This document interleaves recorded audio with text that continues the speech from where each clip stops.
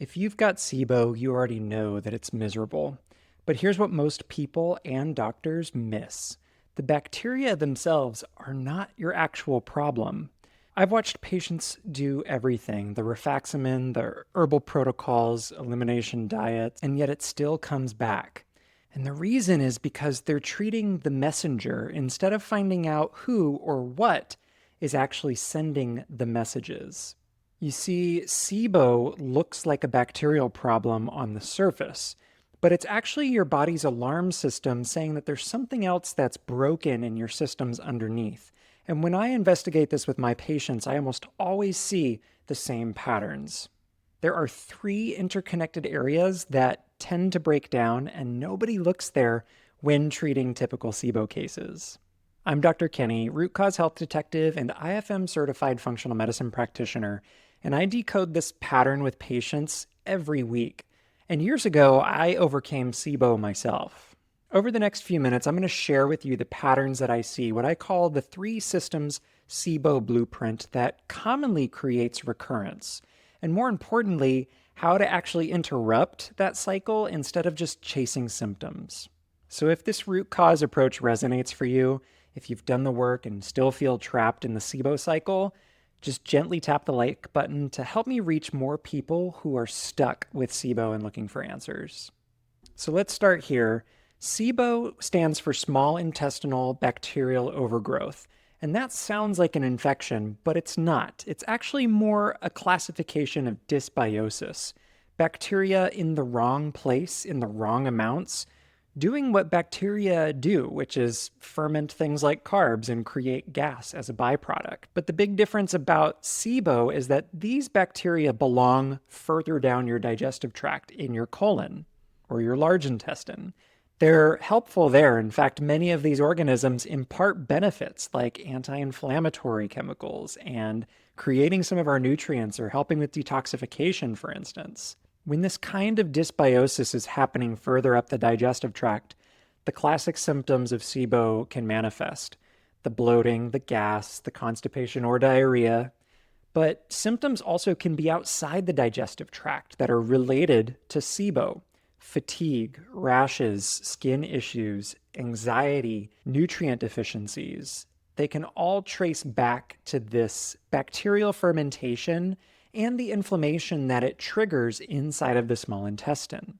So the key here is that SIBO itself isn't really the disease state. It's a manifestation of three systems that can break down that invite this imbalance to occur. So if we change our focus from tamping down the bacteria to fixing the systems underneath, the bacteria can stop being a problem. The big takeaway is treat the systems, not just the symptoms. System number one is all around the barrier integrity or our intestinal lining integrity. Your small intestine lining sits between two worlds, basically. Inside, we have our food that runs through the digestive tract and the microbiome, which consists of bacteria, yeasts, protozoas, and other organisms. And the outside layer, we have our immediate interface with our immune system and our nervous system. The integrity of that interface is incredibly important. When the tight junctions or the gaps that live between the cells in our intestines loosen, and this can be triggered by stress, by inflammation, by SIBO itself, the barrier becomes relatively permeable or leaky. This is what gives us the colloquial term of leaky gut or increased intestinal permeability.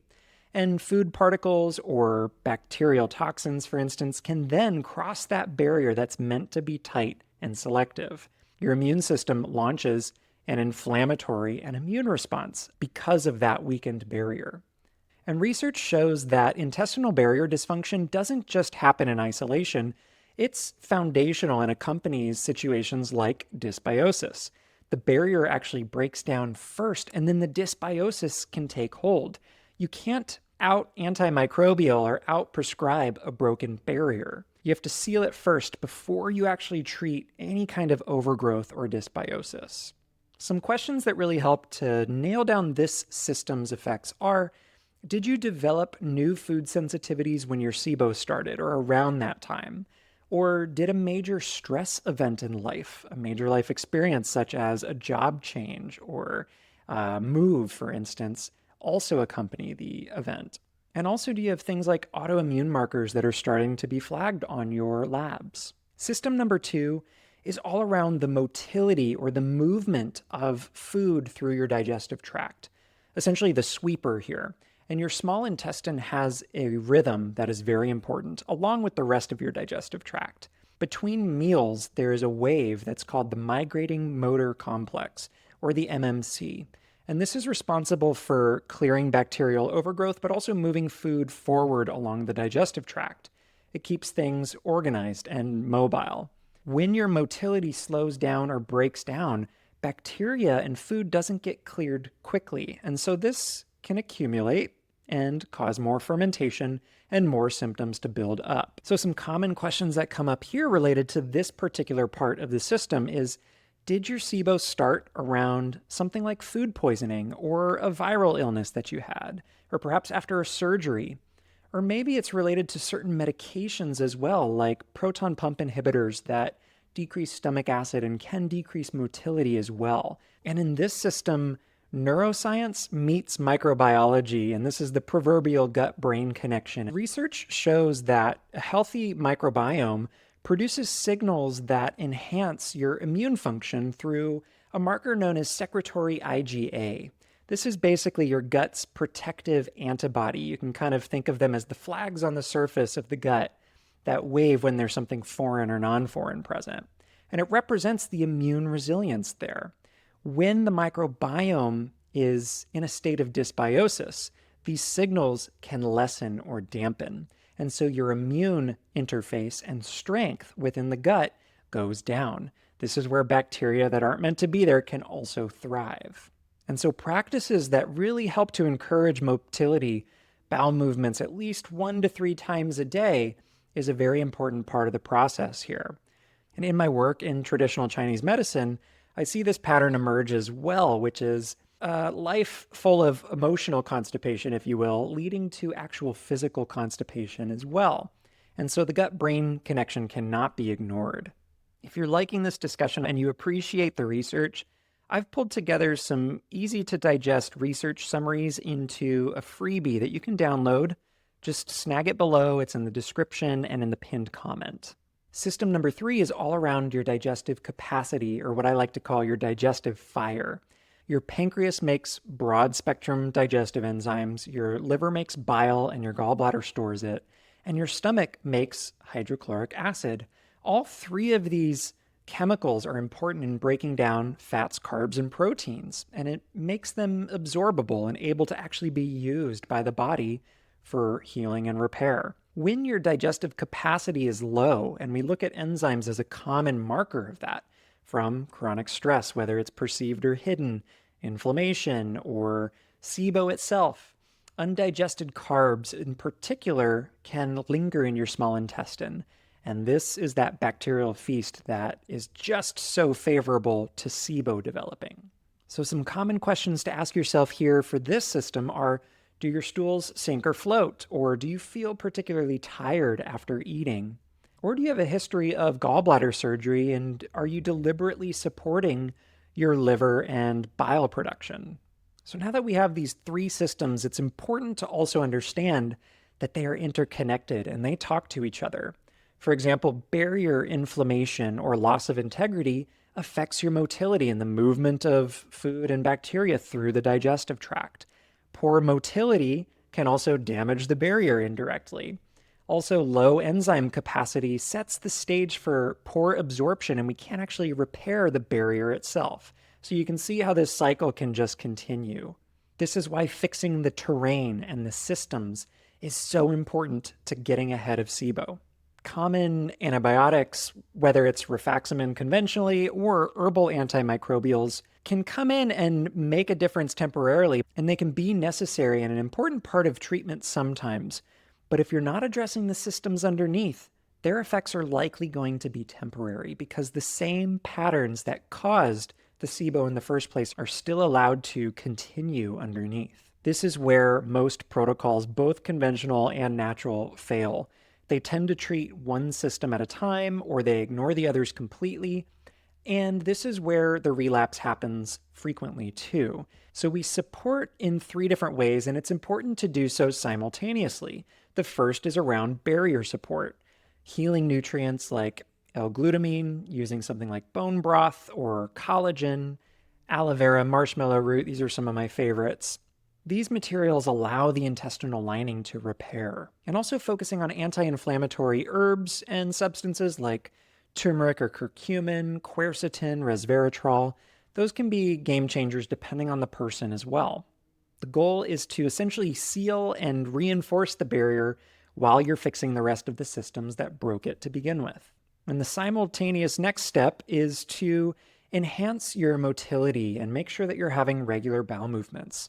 You can focus on this migrating motor complex, for instance. Think herbs like digestive bitters. They actually send signals to your parasympathetic or your rest and digest nervous system to activate and contribute to increased motility. This is where nervous system regulation comes in as well, breath work or counseling. The somatic or mind-body connection is incredibly important here for this nervous system balance part. And step 3 of this foundational support is to support your digestive capacity. This can look like digestive enzyme supplementation or being in a very restful state while eating to encourage the production of enough stomach acid, bile, and digestive enzymes. And this is also where the low FODMAP diet can come in therapeutically and temporarily to reduce the digestive burden and the materials that are available for the SIBO organisms to actually act upon. But an important caveat here is that a low FODMAP diet is not meant to be forever. It's used therapeutically to help give the systems a break. And finally, after all of those 3 foundational steps, then we can look at something like antimicrobial treatment. After several weeks of strengthening the systems underneath for most patients is when we can consider introducing antimicrobials, whether they go the conventional rifaximin route or herbal antimicrobials like oregano oil, berberine, and garlic, for instance. But the timing and the order matter here. If we haven't addressed the systems, there's almost no point in going after the antimicrobials, or that just increases the recurrence chances. Fix the systems, and the symptoms have a better chance of melting away. And this is where the work is. If recurrence does occur, ask yourself, is it likely that my barrier got triggered in some way? Or did I stop moving my bowels enough for some reason? Or were there major life stressors or changes going on at that time? And with recurrence, we're often not rerunning the full protocol. You're listening to which systems might be more offline than others and then address those strategically or use data to guide you. So what I want you to remember from this systems-based approach is that SIBO itself is not the problem. It's your body's signal and alarm system. And it shows us that other functional systems are going offline underneath.